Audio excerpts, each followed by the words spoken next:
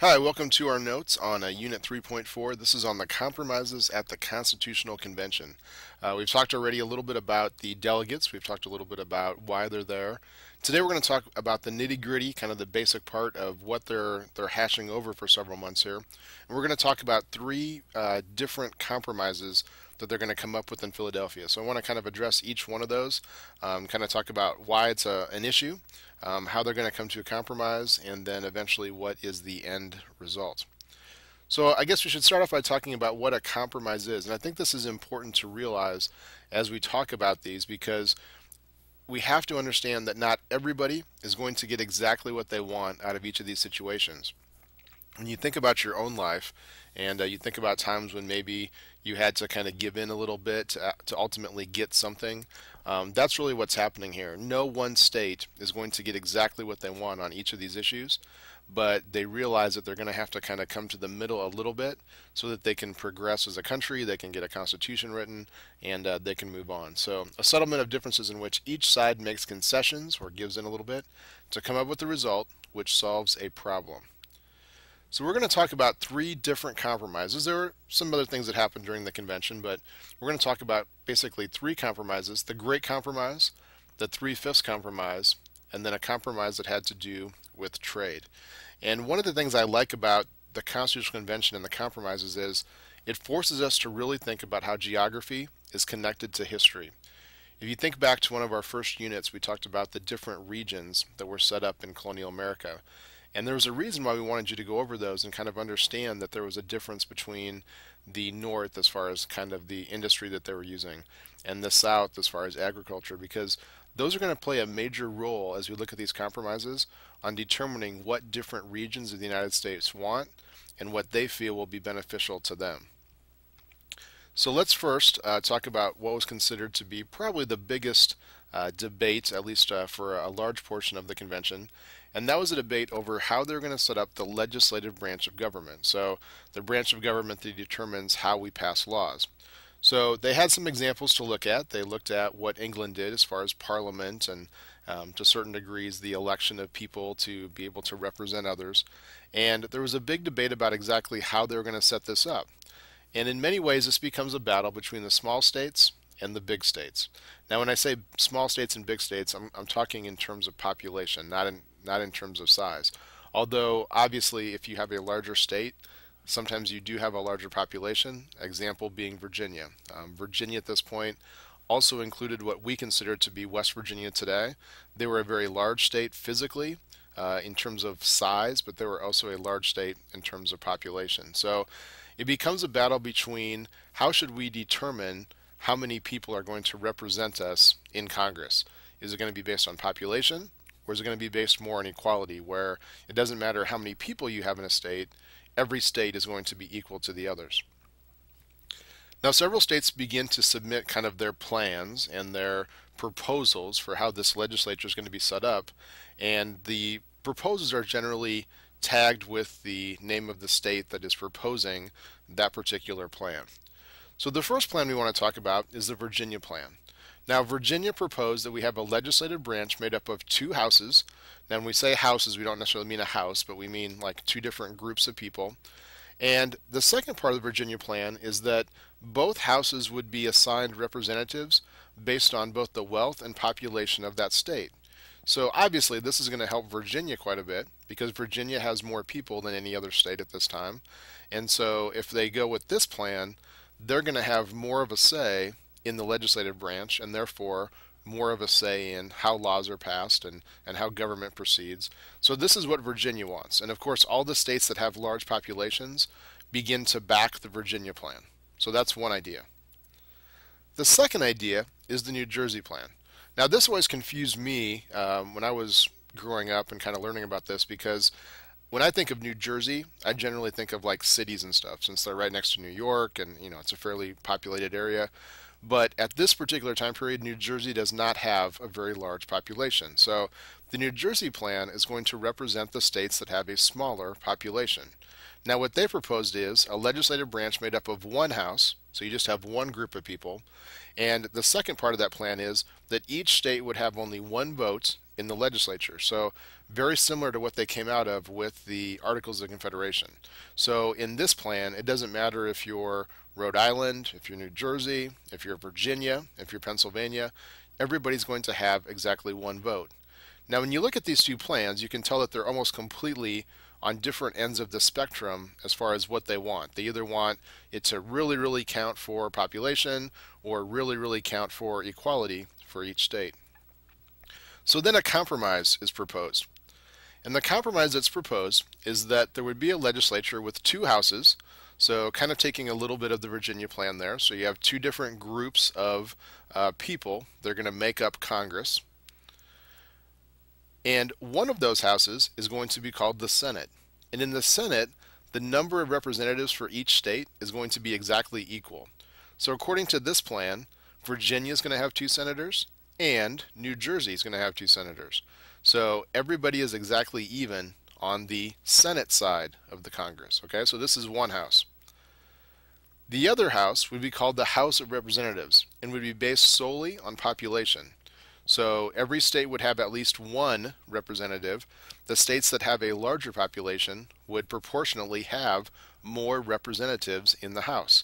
So when you look at today's current population, according to the 2012 census, Wyoming is our smallest state in terms of population. They have a little over 500,000 people in the entire state. And then California has almost 38 million people in the state of California. So they have a total currently of 55 representatives in the House. So when you look at these two things here, actually I'm going to check that. It's actually 53. Not 55, sorry about that. 55 is the total number of electoral college votes that California has. 53 is the total number of people in the House, and then they have 2 people in the Senate, and that's how they get the 55. So that's actually an error here. There should be 53 representatives in the House. So when you look at Congress, Congress is the entire legislative branch. So when we talk about Congress, we're actually talking about the Senate and the House of Representatives together. Okay, so I put up this graphic to just kind of show we have the Senate with 100 people. Every state has an equal number. And then the House of Representatives, 435. And as we talked about in the earlier unit, this is spread out according to the census every 10 years. So there may be some times when a state gains some, sometimes when a state loses some. Missouri in point, we lost one in the last census. So we lost one. Some other states, especially down in the southern part of the United States, gained some representatives in the House. So as we look at this here, this is the total number of representatives in Congress. So this map should look similar. This is very similar to the Electoral College. The only exception would be if you looked at the Electoral College, Washington, D.C., or the District of Columbia would have 3 representatives.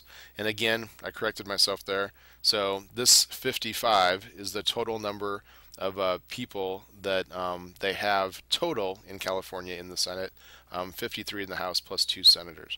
So this is what we talked about earlier with the Electoral College, and that's how basically that is determined. So moving on to the next major issue. The next major issue is going to be slavery, and not so much slavery in terms of should we allow slaves or not, but if they should be determined as part of the population for each state. The founders, and there's different theories on this, but the founders did not really want to tackle the enormity of the issue of slavery at this point. They knew that slavery was going to be a very, very divisive issue. And there were some fears that if they came out and tried to either say slavery should be allowed or slavery should not be allowed, that could create enough of a division between the northern and southern regions that it could result in the Constitution not being written at all. So for better or for worse, what they decided to do was try and hold off on the actual issue of slavery and try and pass other legislation and kind of work through their other issues. And then gradually they believed in the future that they could tackle that particular issue. So the issue that we're talking about now is whether or not slaves should be counted as part of the population. And you might ask, well, why is this going to be important? Well, if you look at the southern states, and we just talked about that the population of the state is going to be what determines how many people are in Congress, and of course that determines how much power you have in whether or not laws are made. if you count slaves in those southern states, it's going to give them a lot more representation in Congress.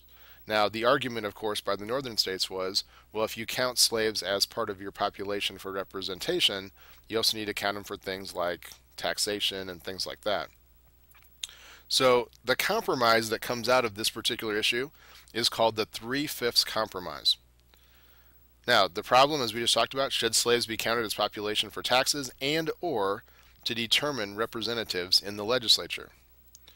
So if you're a northern state, a state that primarily does not have very many slaves, and in some cases some slaves did exist in the north, that's kind of a generalization when people say, oh, none of the northern states had slaves. At this time period there were some slaves in the south, but not near the number that's going to be populated in the southern states.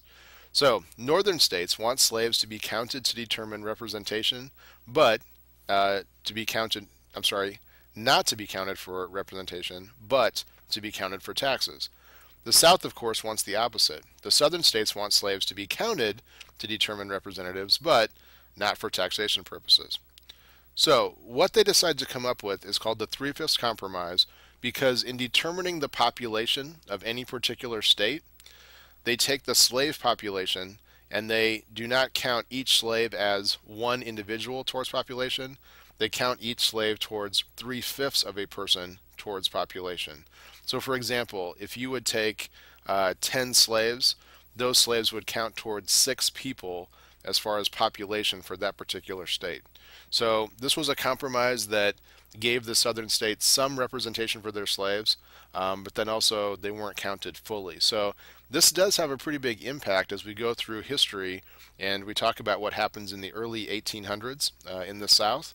I believe the last time I looked at a statistic, it talked about in like 1830 the difference in the number of House seats from the southern states.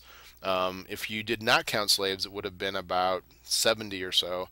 And if you do count the slaves as 3/5 population, as what they came up with, they have something like about 98 seats in Congress. So this made a big difference in how many people were being sent to Congress from the southern states. And then this is also used, of course, for taxes and different purposes. So they come up with something kind of in the middle. There were some there were some people at the convention that said maybe we should count each slave as 1/4 of a person towards population. Some said it should be 3/4. So 3/5 was the number that they came up with as far as a compromise. All right, the last issue that I want to talk about is the issue of trade. And to kind of give you an idea of why this is an issue, the northern states are concerned about non-agricultural trade for the most part. They're shipping things that are more products, furniture, goods, things like that. The southern states, of course, are making most of their economy or financial resources by shipping agricultural trade. And then, of course, also it's tied in with the issue of slavery. We have slaves being imported into the South from primarily the Caribbean. And so not only are they talking about shipping things that they grow and agricultural things, but they're also worried about what's going to happen with the slave trade. So the problem is, the North wants the national government to regulate trade. They want the national government to be able to regulate trade and set up all different kinds of things as far as tariffs and stuff. The South is kind of fearful of this because they're afraid that if the northern states are allowed to kind of dominate that discussion on regulating trade, that they will do things like ban slave trade, and they'll also have a negative impact on some of the things they're exporting as far as agriculture, tobacco, cotton, things like that. So the compromise that they come up with is the national government is going to be able to only regulate interstate trade, and the states will be able to regulate intrastate trade. So those are two very similar terms but mean two very different things. Interstate trade, the one that the national government's going to be able to regulate, is talking about if you traded something from one state to another. So if you're trading something from the state of New York down to South Carolina, that's going to be able to be regulated by the national government. Now, things that are shipped within a state, and that's the intrastate part, that's going to be regulated by the state itself. So if you have somebody making something in Pennsylvania, and they're shipping it to, or they're trading it with another person or selling it to another person in Pennsylvania, If it never leaves the state of Pennsylvania, that is intrastate trade, and the states are still going to have power over that. So this was one of the concerns of the southern states, was if we get too much national regulation, then they're going to really dictate some of the stuff that we do as far as trading different kinds of agricultural goods within our own state. So that's part of the compromise. And then the other part of the trade compromise is that they agree there will be no changes in international trade. So that's if you're trading something with another country or a person in another country. And then also, this is the biggest part, they also say that they're not going to change anything as far as the slave trade for at least 20 years. So that was one of the big concerns of the southern states, was that there'd be some kind of regulation or they might ban slave trade. They say, hey, we're going to promise we're not going to have any legislation, we're going to change any laws for at least the next 20 years. So we're kind of backing that off of the table. And as we go through the next several units and we eventually lead to the Civil War in the spring of this class, we're going to see that this is a tactic that government continues to use throughout the 1700s, 1800s. They keep pushing the slavery issue back further and further into the future until we get to a point finally in kind of the 1850s, 1860s, where there's really no other way to push it back. It's got to be dealt with in a certain degree. So that's the trade compromise. They kind of agree on what they're going to do with intrastate and intrastate, and then they say we're not going to mess with anything as far as international trade or the slave trade for at least 20 years.